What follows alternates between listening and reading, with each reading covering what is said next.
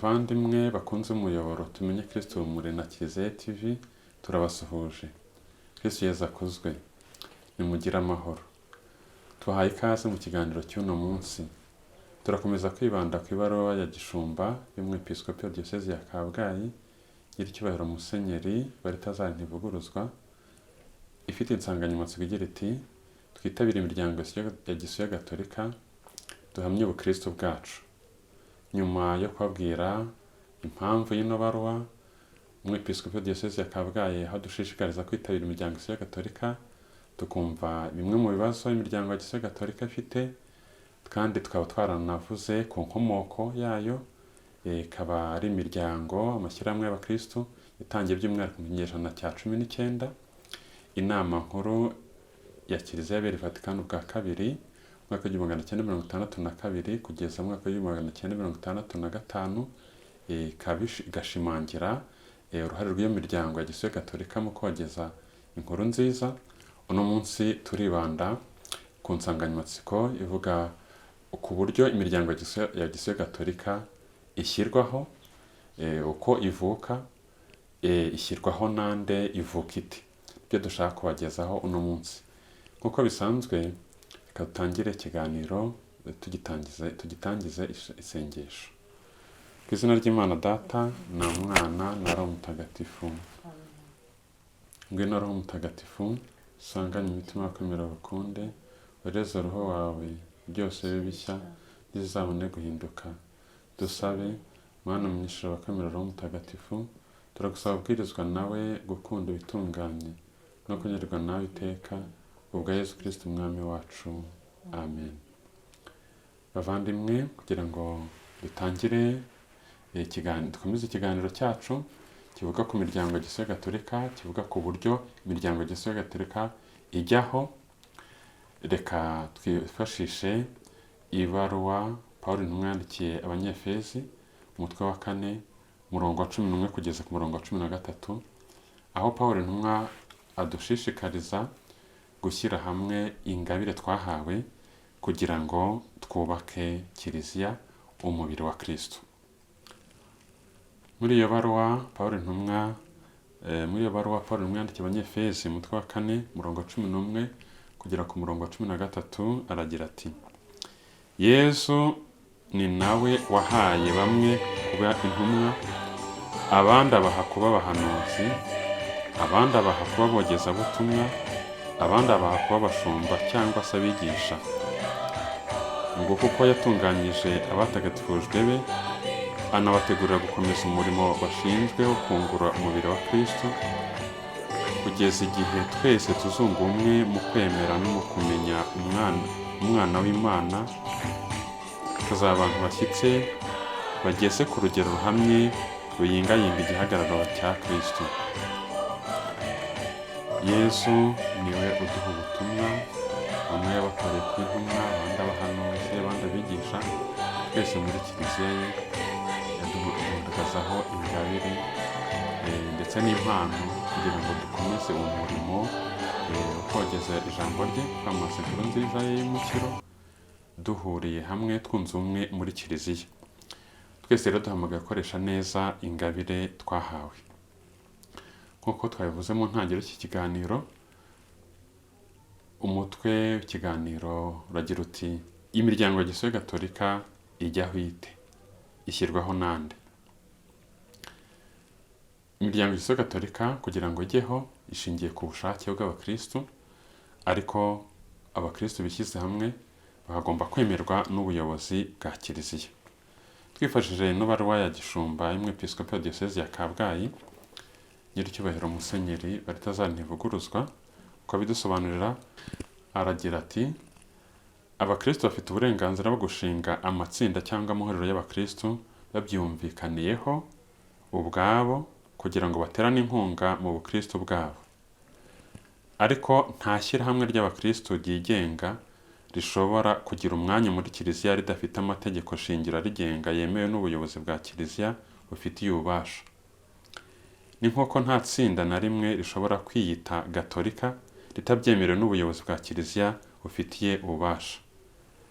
Abakristo bafite ubwo burenganzira bwo kwishyira hamwe kugira ngo bafatanye bogeze inkuru nziza, basohoze neza ubutumwa twahawe na Yesu. Twese ko turi abahanuzi, duhamagariwe kwiga ijambo ry'Imana, duhamagariwe kwitagatifuza no gutagatifuza abandi mu murimo wo gutagatifuza, kandi duhamagariwe n'umurimo natwe turi abayobozi, twese twagizwe abahanuzi mu kuyobora na mbere mu kwiyobora, ndetse hari n'abafite ubutumwa bwihariye bwo kuyobora abandi, kuyobora abantu ku Mana. Ariko abakristo bishyize hamwe kugira ngo b'umuryango wa Kiliziya Gatolika bagomba kugira amategeko shingiro abagenga. Ayo mategeko akemerwa n'ubuyobozi bwa Kiliziya.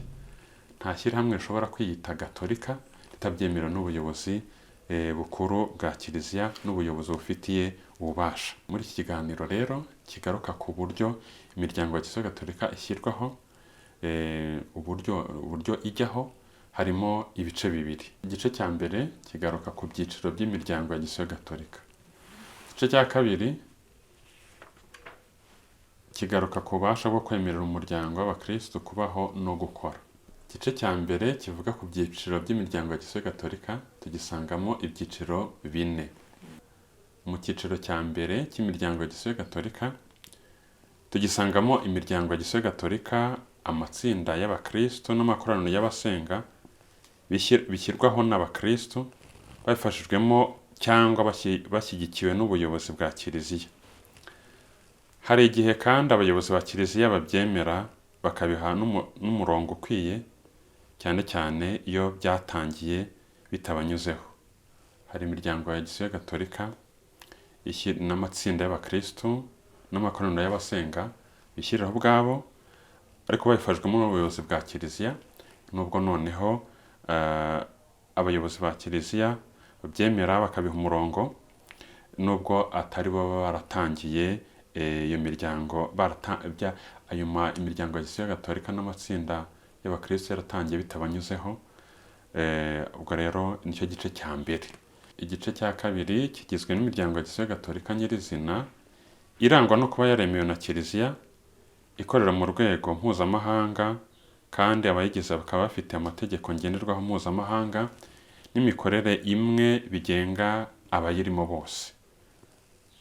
Muri iyo miryango ya Kiliziya Gatolika, ingero twatanga ni nk'aba Regiyo ba Mariya, umuryango wa Regiyo ya Mariya, umuryango w'abasaveri, umuryango w'umutima mutagatifu wa Yesu, ndetse n'indi miryango ya Kiliziya Gatolika. Imiryango irazwi mu rwego mpuzamahanga, ndetse no mu Rwanda turayifite. Igice cya gatatu kigizwe n'amatsinda y'abasenga. Ayo matsinda akaba agizwe n'abakristo bibumbiye hamwe bahujwe mbere na mbere n'isengesho. Igice cya gatatu kigizwe n'amatsinda y'abasenga. Ayo matsinda akaba agizwe n'abakristo bibumbiye hamwe bahujwe mbere na mbere n'isengesho, guhugukira inyigisho z'iby'Imana no gufasha abandi kubigeraho. Basenga bisabira ubwabo, basabira Kiliziya y'isi yose, kandi bihatira gusobanukirwa n'inyigisho za Kiliziya. Muri cyiciro ingero twatanga ni urugaga rw'ivugururwa muri Roho Mutagatifu bazwi nk'abakarismatike, ni ihuriro ry'abakristo, nabo ni umuryango ni ishyirahamwe, ni itsinda ry'abakristo bishyira hamwe bagahuzwa mbere na mbere no gusenga, ariko bitahuje nuko bakora ibikorwa by'urukundo, ariko ikibahuza cya mbere na mbere ni isengesho. Tuzi kandi Communauté d'Emmanuel, Communauté ya Emmanuel, tukagira na Communauté Ingoro y'Urukundo. Izo communauté zombi kandi zivuka ku bakarismatike, zivuka ku ivugururwa muri Roho Mutagatifu, cyangwa se urugaga rw'ivugururwa muri Roho Mutagatifu. Icyiciro cya kane ni andi matsinda y'abakristo. Muri cyiciro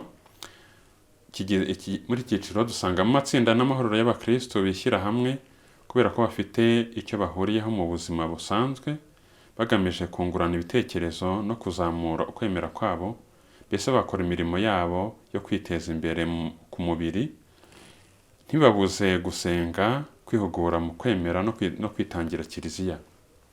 Bene iyo miryango rero yose irigenga kandi igirwamo uruhare n'abakristo gatolika babishatse bose. Hari amashyirahamwe asanzwe muri paruwasi, hari ubwo yenda bagira abantu bataboneka bafite imirimo yihariye, abakozi bakora imirimo itandukanye y'ubucuruzi n'indi, kuko mu minsi isanzwe baba bataboneka cyane, bakagira ishyirahamwe ribahuza muri paruwasi kugira ngo barusheho guterana inkunga mu nyigisho, bagahabwa inyigisho, bagahuzwa n'isengesho, ariko atari umuryango wa Gisiyo Gatolika uzwi mu buryo busanzwe, nk'iyi ngero twatanze, Religiyo ya Mariya, umuryango w'umutima mutagatifu wa Yesu, abasaveri n'abandi. Igice cya kabiri cy'ikiganiro cy'uno munsi kigaruka ku bubasha bwo kwemerera umuryango w'abakristo kubaho no gukora. Rero twakwibaza ngo ububasha bwo kwemerera umuryango w'abakristo kubaho no gukora butangwa nande? Ububasha butangwa n'ubuyobozi bwa Kiliziya. Harimo rero inzego eshatu. Hari ku rwego rwa paruwasi na diyoseze, hakaba ku rwego rw'igihugu ndetse no ku rwego rw'isi. Imiryango ya Gisiyo Gatolika myinshi tuyizima paruwasi, ariko urwego rwa Kiliziya nyine rwemewe rw'ubuyobozi ni diyoseze. Ububasha bwo kwemerera umuryango cyangwa ishyirahamwe ry'abakristo kubaho no gukorera muri Kiliziya, ryaba ryashyizweho na Kiliziya cyangwa ryishyiriweho n'abakristo ubwabo, butangwa n'umwepiskopi wa diyoseze. Iyo iryo shyirahamwe rivukiye muri iyo diyoseze cyangwa se rikorera mu bwatsi bwayo honyine. Umuryango wa Gisiyo Gatolika n'irindi tsinda ry'abakristo n'iri shyirahamwe ry'abakristo bavukiye muri diyoseze, ububasha bwo gukora butangwa n'umwepiskopi muri iyo diyoseze yonyine. Nk'uko umwepiskopi wa diyoseze ya Kabgayi muri no baruwa ya Gishumba iti twitabire imiryango ya Gisiyo Gatolika tuhamye ubukristo bwacu abigarukaho, nta shyirahamwe ry'abakristo na rimwe rishobora gutangira gukorera muri paruwasi ritabyemerewe n'umwepiskopi wa diyoseze mu nyandiko, kabone niyo ryaba ryemewe mu yindi diyoseze ndetse no mu rwego rw'isi. Umwepiskopi ashyiraho urwego rushinzwe gukurikirana no guhuza imiryango ya Gisiyo Gatolika yose ku rwego rwa diyoseze no kuyigira inama. Buri muryango wa Gisiyo Gatolika mu rwego rwa diyoseze ruba rufite umupadiri omoniye ushinzwe kubagira inama. Umuryango wa Gisiyo Gatolika cyangwa irindi shyirahamwe ry'abakristo, irindi shyirahamwe ry'abakristo basanzwe bakorera muri diyoseze, basanzwe bakorera ndetse basanzwe bemewe no ku rwego rw'isi, iyo kugira ngo bakorere muri diyoseze bagomba gusaba uburenganzira bakabuhabwa ndetse mu nyandiko kugira ngo batangire gukorera ubutumwa muri iyo diyoseze. Ntabwo bihagije ko basanzwe bemewe ku rwego rw'isi cyangwa basanzwe bemewe ku rundi rwego rw'igihugu cyangwa basanzwe bakora mu yandi madiyoseze. Igihe baje muri diyoseze ari ubwa mbere bagomba gusaba uburenganzira.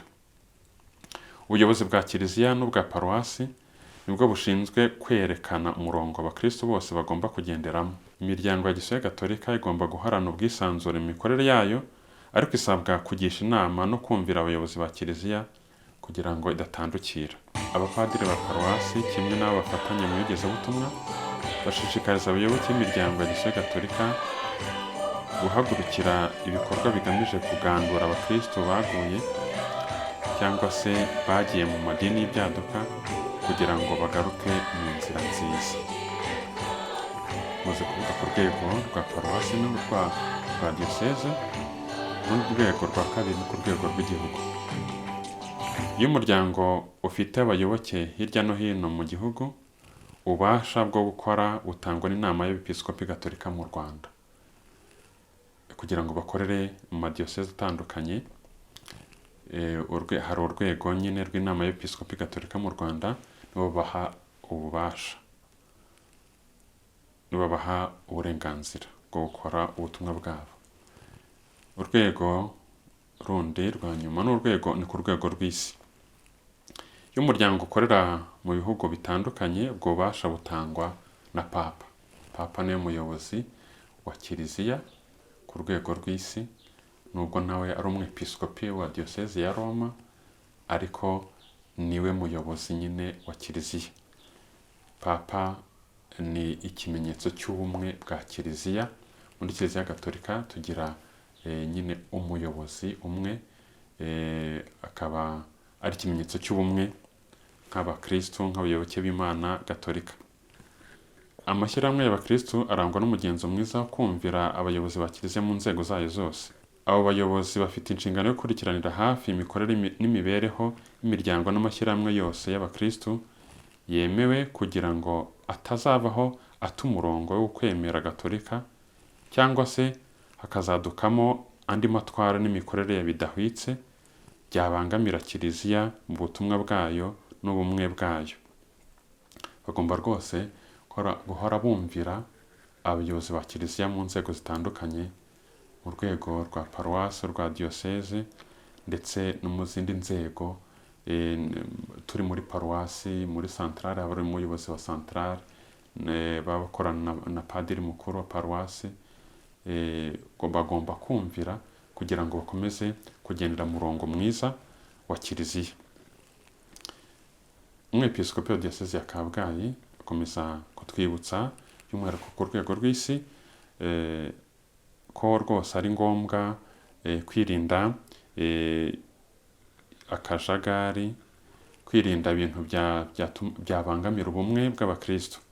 Agira ati, igihe kirageze kugira ngo buri mukristo yumve ko kujarajara no kugenda mu kivunge yitwaje imyumvire idahwitse y'isengesho ntaho bishingiye. Igikorwa cy'ubukristo gikorerwa muri kiliziya kandi kikaba cyemewe n'abayobozi ba kiliziya. Umukristo ukora ibyo abayobozi ba kiliziya bamubujije akanabishoramo abandi, naho yakwitwaza ko abonekerwa, aba yoreka imbaga kandi abasenya kiliziya, aba ameze nk'uriho ashinga idini rye yihishe muri kiliziya. Abagize imiryango ya Gisiyo Gatolika, amashyirahamwe y'abakristo n'amateraniro y'abasenga bagomba kwirinda abo bantu. Bagomba gushishoza bakamenya icyo Nyagasani ahamagarira buri mukristo muri kiliziya ye. Uri mu muryango wa Gisiyo Gatolika wese naharanira kwera imbuto zituma ashinga ibirindiro mu kwemera muri Kristo. Buri muntu akoresha neza ingabire yahawe kugira ngo umuryango wose w'Imana ugubwe neza. Inshuti bakunze ibiganiro binyuzwa kuri uyu muyoboro Tumenye Kristo Urumuri na Kiliziya ya TV, dukomeze dushimire Padiri ukomeje kudusobanurira ibikubiye mu ibaruwa ya Gishumba umwepiskopi wa diyoseze ya Kabgayi yageneye abakristu, bijyana n'icyerekezo cy'uyu mwaka w'ikenurabushyo, umwaka wa 2026, aho muri diyoseze ya Kabgayi uyu mwaka w'ikenurabushyo ufite insanganyamatsiko igira iti twitabire imiryango ya Gisiyo Gatolika duhamye ubukristo bwacu. Padiri, mumaze kudusobanurira uko imiryango ya Gisiyo Gatolika yemererwa kubaho ndetse no gukora, uburenganzira ababuyiha, ukuvuga ngo aho ukura uburenganzira. Ariko se ni ryari umuryango wa Gisiyo Gatolika ushobora guhagarikwa cyangwa se ukanamburwa bwa burenganzira wari wahawe? Urakoze. Umuryango wa Gisiyo Gatolika ubu ugomba kugenda mu murongo wa kiliziya nk'uko twabigarutseho, ukagira amategeko shingiro awugenga ajyanye n'amabwiriza n'amategeko n'inyigisho za kiliziya, bakemerwa n'ubuyobozi bwa kiliziya. Igihe rero batandukiriye, amategeko shingiro agomba kuba atanyuranyije n'inyigisho za kiliziya, batandukiye ubutumwa bwabo, hakazamo ibindi, batatiye ubumwe, hajemo ibintu by'akajagari bitandukanye n'inyigisho za kiliziya, hajemo kutumvira ubuyobozi bwa kiliziya, icyo gihe rwose ubuyobozi bwa kiliziya bwabahagarika kuko byaba bisenya. Hari ubwo umuryango wa Gisiyo Gatolika udakomeje kugenda n'ubuyobozi bwa kiliziya, baba koko nk'irindi dini, nk'uko umwepiskopi wa diyoseze ya Kabgayi abigarukaho. Byarabaye nko ku bajeke, inama y'abepiskopi gatolika mu Rwanda, mu myanzuro y'inama iheruka batubwira umuryango wemewe n'izina ryabo, kuko hari abandi bahawe amabwiriza ntibayumvira. Abo ngabo rero ubu ngubwo ntago barahagaritswe, nta burenganzira bwo kwiyita gatolika baba bafite, kuko baba batumviye ubuyobozi bwa kiliziya. Hari byinshi ubwo biba bibangamiye bitagendanye n'umurongo wa kiliziya gatolika. Murakoze cyane. Hari kandi no kuri bya byiciro by'imiryango ya Gisiyo Gatolika, hari aho mwavuze nka za community zitandukanye, ingoro y'urukundo, community ya Emmanuel, muvuga abaregiyo. Ahangaha muri ibi byiciro by'imiryango ya Gisiyo Gatolika, ibyiciro mwakubiye mu mubare 4 cyangwa se mu byiciro 4, navuga ngo nibyo byonyine byihariye by'imiryango ya Gisiyo Gatolika tubona. Urebye ibyiciro rwose uko umwepiskopi wa diyoseze ya Kabgayi abivuga, hari imiryango ya Gisiyo Gatolika imiryango ya Gisiyo Gatolika n'amatsinda y'abakristo bitandukanye yabikubiye muri biriya byiciro 4. Twavuga ko ari byo byonyine, twavuga ko yagerageje rwose kutubwira ibyiciro bitandukanye by'imiryango ya Gisiyo Gatolika. Hari ababa bazwi ku rwego mpuzamahanga, bari Agisiyo Gatolika, ko bifite igomba kubikurikiza icyo umuryango kwitwa Agisiyo Gatolika, icyo ugomba kuba wujuje.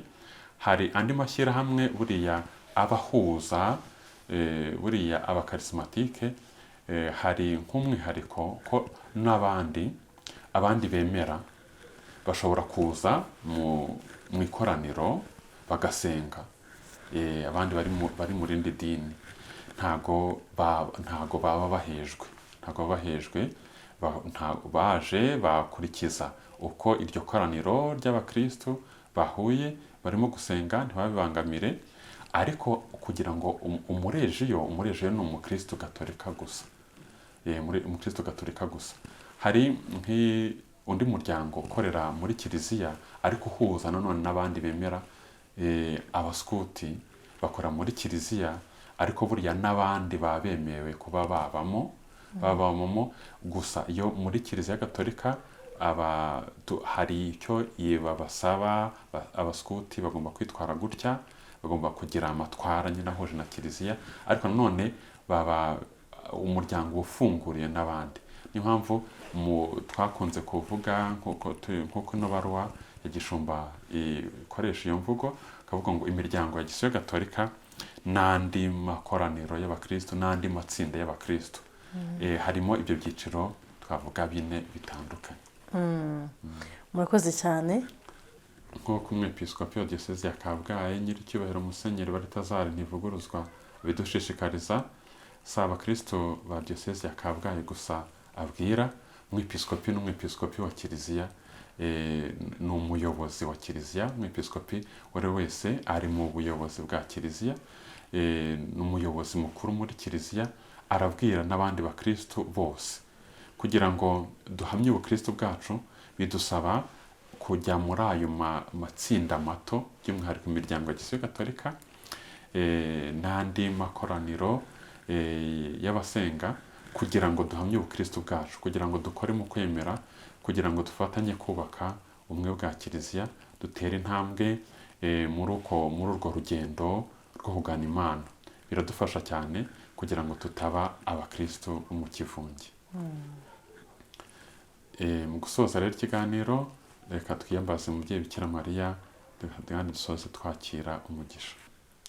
Turashimira abakunzi umuyoboro Tumenye Kristo Urumuri na Kiliziya ye, mwese mudukurikira, bakurikira ibiganiro byacu, mukomeza kubashishikariza kubisangiza abandi, mukagaragaza kandi ko mubikunze, mukanagira icyo mutubwira, niba ibyo twakosora cyangwa n'ibyo mushima, kandi mugakomeza no kwiyandikisha mu ndimi z'amahanga, kora subscribe, sabone, uko bifasha kugira ngo uno murongo ukomeze ubutumwa bwayo bwo kogeza inkuru nziza. ndakuramutsa Mariya wuje n'imporana n'Imana n'umuryango wose umugisha na Yesu umwana wabyara asingizwa Mariya mutagatifu mubyeyi w'Imana uradusenga twanyabyaha kuri ubu n'igihe tuzapfira. Ubaha Imana Data na Mwana na Roho Mutagatifu nk'uko bisanzwe iteka ubane n'iteka ryose. Ukora byose abaha umugisha Imana Data na Mwana na Roho Mutagatifu.